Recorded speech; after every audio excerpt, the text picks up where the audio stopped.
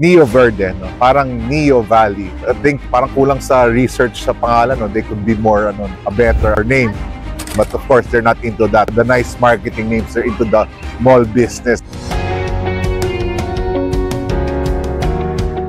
Hi guys, Realtor Mike here. How are you? I'm here outside Taipei 101 Mall. No? Speaking of mall, what do I think about the coming of SM Neo Verde? That's the name of the SM Yulo Prime na sinasabi nila. No? And here's a drawing, no? Medyo futuristic. And then the massive renovation of Soledad 4 now, which will rival or beat the size or almost the same. I heard it's going to be bigger in terms of gross leasable area of Glorieta, yung Soledad. Ito yung yung picture nila, no? The renderings. So what do I think about it? Many say, nako, mall na naman. Kaya ba yan? Since there's still Vista Mall around and there's Paseo Mall. Yung Paseo kasi tatlong components yan by Greenfield Inc. yan, no? Si Vista Mall naman by the Villar Group.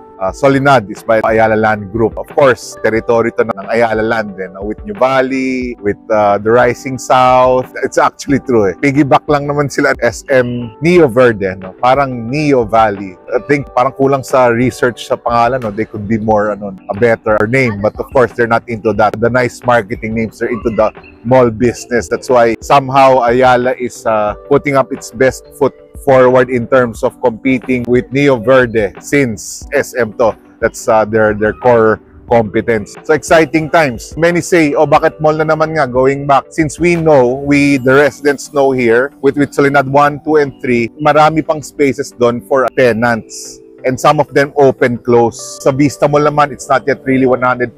Ang namin is the population enough for the stiff competition now that is coming in. SM, a very big mall. Considering pa siya, luxury brand nila, no? A premier mall nila, not the typical box na SM nila, no? We have that in SM Santa Rosa and SM Calamba. Dito iba. What I really think about it is that merong saying na when you build it and they will come. I feel that there'll be a clustering of these shopping malls, entertainment areas, the restaurants, and sa malls na yun. Well, for the consumer, tataasan nila. They'll really increase their competence in terms of the malls. Gagalingan nila to, so good for the public. Now, second is that more people will come in to the area, no? Whether going to Tagaytay or going back from Tagaytay or just sasadyain talaga yun because of that. Yung Calax na yan, yung SLEX na yan. So, I think because of clustering, mas nadami yung tao to sustain this. And Ayala, we know, Vista Mall siguro kasama rin and Paseo. They have, this is not their only business. What I'm trying to say is malalim ang balon yan or malaki reserves yan there for the long term. They will not close that mall just because that mall did not succeed. They have other businesses to sustain that particular mall. So, exciting for us. Residents there, that will have more visitors. And of course, we have this concern about traffic, but I'm sure they're coordinating with the local government and they'll be prepared. Price of